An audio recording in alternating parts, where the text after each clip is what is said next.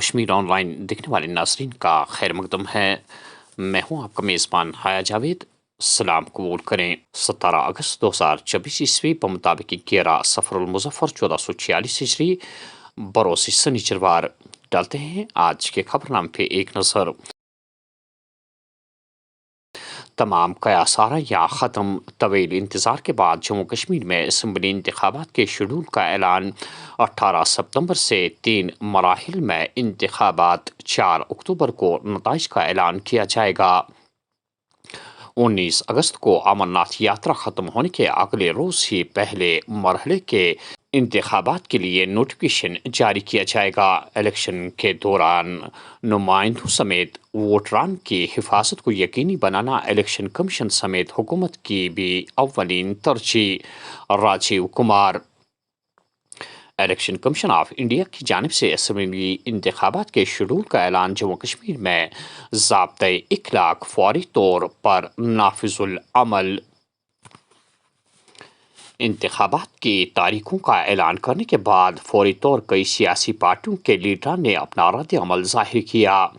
नाजरीन दिखाते हैं आपको के नेशनल कॉन्फ्रेंस सदर डॉक्टर फारूक अब्दुल्ला, नायब सदर उमर अब्दुल्ला और PDP सदर की साहिबजादी इल्तिजा मुफ्ती ने किन ख्यालात का इजहार किया।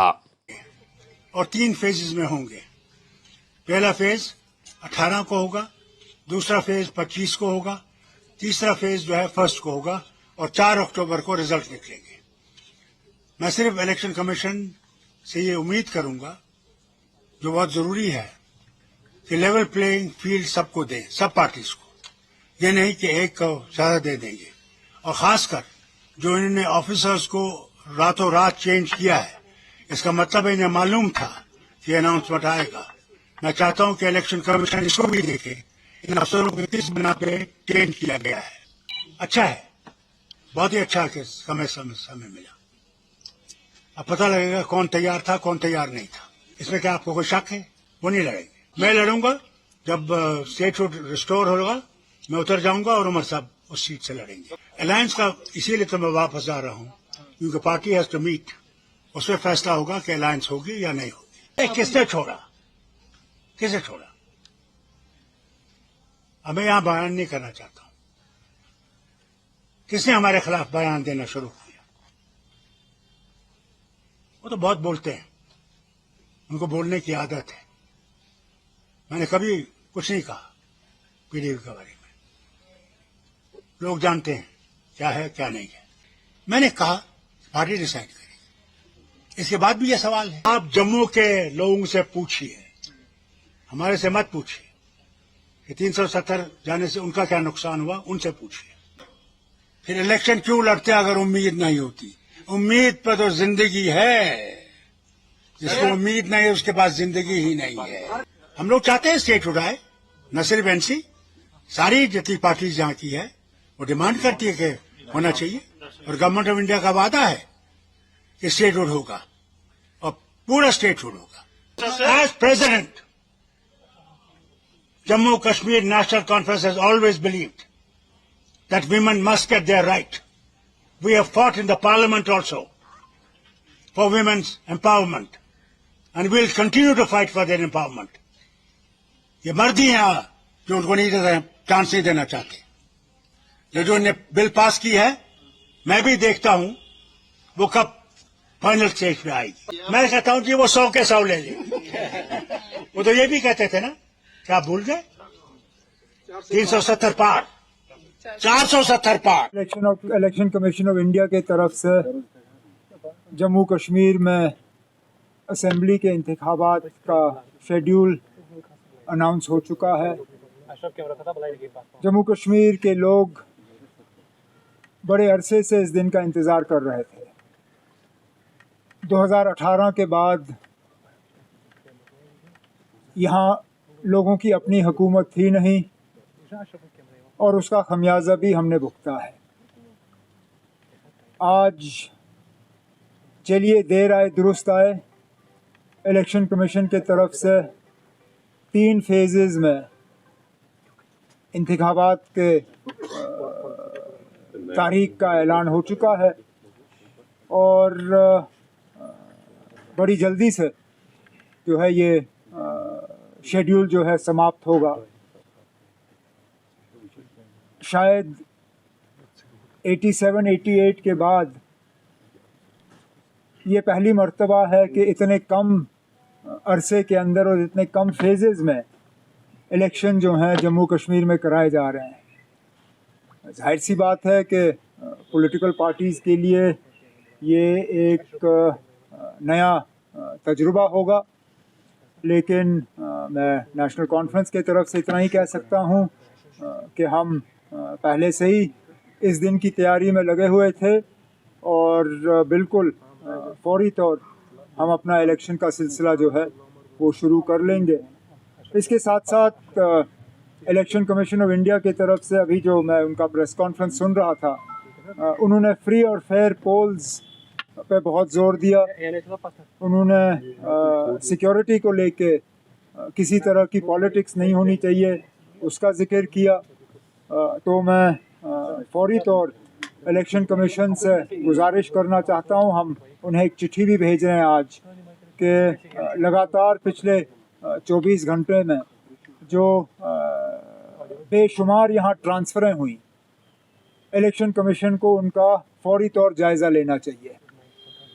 इतने सारे अफसर अचानक ट्रांसफ़र किए जाना, हमें तो शक है कि ये हुकूमत, दिल्ली की जो हुकूमत की पार्टी है बीजेपी, उन्हीं का लगाया हुआ लेफ्टिनेंट गवर्नर है यहाँ पे। बीजेपी को मदद और बीजेपी को फ़ायदा और उनके जो सहयोगी बी टीम, सी टीम, डी टीम है यहाँ पे, उनको मदद पहुँचाने के लिए ये ट्रांसफ़रें कराई गई हैं।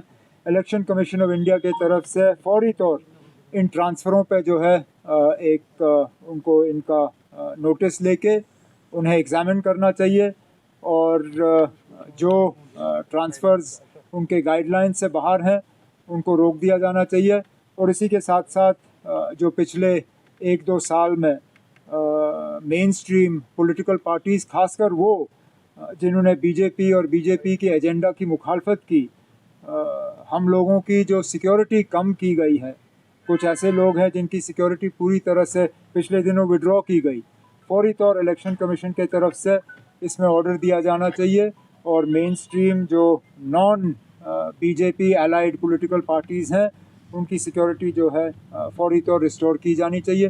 बाकी इलेक्शन के हवाले से जो बातें करनी होगी आगे आगे तो आप लोगों से बड़ी मुलाकातें होंगी तो बात करते रहेंगे। ECI ने डिक्लेयर किया कि कश्मीर में अब 3 फेजेस में इलेक्शन होंगे starting from the 18th of September।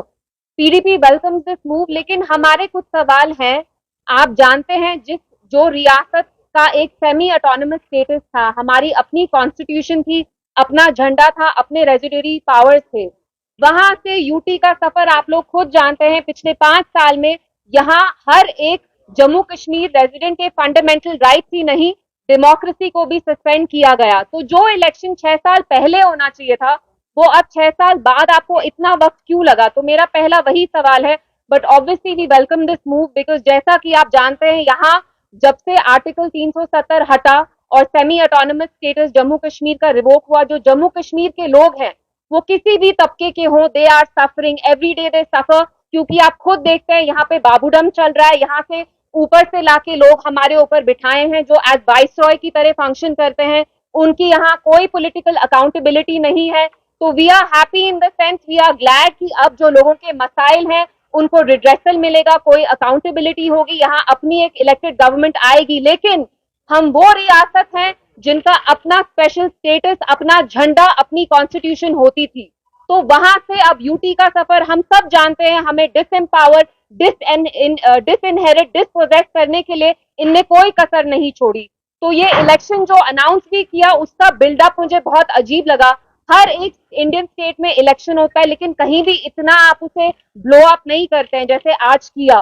तो we welcome this move, but obviously मेरा ये कहना है, हमारा ये मानना है कि जिस स्टेट का अपना स्पेशल स्टेटस था उससे आपने हर एक चीज छीन के अब आप ऐसे जताना चाहते हैं कि आप हम पे एहसान कर रहे हैं। आप हम पे कोई एहसान नहीं कर रहे हैं। किसी भी जमहूरियत में, किसी भी डेमोक्रेसी में election is an integral part of any robust democracy. तो आपने हम पे कोई एहसान नहीं किया है। हर एक डेमोक्रेसी में फंडामेंटल राइट होता है कि आप अपनी गवर्नमेंट चूज करें। तो हमारा ये कंसर्न है कि ये election free and fair and transparent तरीके से होना चाहिए। जैसा कि आपने खुद कहा, इलेक्शन डिक्लेयर होने के 12 घंटे पहले लगभग 150-200 ट्रांसफर्स अब्रप्टली आर्बिटरली एलजी गवर्नमेंट ने किए, एलजी एडमिनिस्ट्रेशन ने किए। और हम जानते हैं what ever said and done, LG administration का यहाँ जो बिहेवियर है, it's full of prejudice, it's full of बायस। आप जानते हैं कि वो बीजेपी को फेवर करते हैं और करते आए हैं, और जो यहाँ की बाकी पार्टीज हैं उनके साथ वो कितना हॉस्टाइल रहे हैं। और जैसे आपने आउटगोइंग डीजी के बारे में बात की, आप खुद जानते हैं कि वो कैसे पॉलिटिकल स्टेटमेंट्स इश्यू कर रहे थे, although that is not his jurisdiction. His jurisdiction, his purview lies in maintaining law and order. So of course we also have an apprehension that this election should be free and fair. It should not favor any one political party and BJP in this case. मुल्क के अफवाज को जंग से मुतलिक तमाम तर ज़रूरियात को तरजीही बुनियाद पर पूरा किया जाएगा। मुल्क की हिफाजती सूरत हाल को यकीनी बनाने और इसको हर लिहाज से मजबूत बनाने के लिए कोई कोताही नहीं की जाएगी। राजनाथ सिंह। शुपियां में सरपंच के कत्ल केस का मामला, NIA ने हिज़्ब के माविन कारकुन की जायदाद जब्त कर ली है। इलेक्शन कमीशन ऑफ इंडिया की जानिब से जम्मू कश्मीर में असम्बली इंतखाबात के ऐलान का खैर मकदम। बीजेपी जम्मू कश्मीर में असम्बली इंतखाबात के लिए बिल्कुल तैयार। वज़ीर आज़म नरेंद्र मोदी ने दफ़ा 370 की मनसूखी के बाद वादी को सयाहती मरकज़ में तब्दील किया। हर शोबा में अहम तरक्की हुई। तुरंत चुग लार गारम शोपियां में अलमनाक सड़क हादसा रोनमा, सरकारी स्कूल का उस्ताद लुकमा अजल, शहरी जख्मी। जनूबी कश्मीर में आबी ज़खायर का वजूद ख़त्म होने के दहाने पर लोगों के साथ साथ मवेशियों को भी पानी की अदम दस्याबी का सामना। और आखिर में ये खबर के नज़ीर अहमद भट्ट वल्द मरहूम हबीबुल्ला भट्ट साकिन कंत परिस्तान सफ़ाकदल कल बरोज़ जुम्मा इंतकाल कर गए। लवाहकीन के मुताबिक मरहूम की इज्तिमाई फातह खानी 18 अगस्त बरोज़ इतवार उनके आबाई मकबरा फाकिर मलगुजार वानियार में सुबह 10 बजे अंजाम दिया जाएगा। नाज़रीन, ये था आज का खबरनामा। दीजिए मेज़बान हया जावेद को इजाज़त। अल्लाह निगहबान।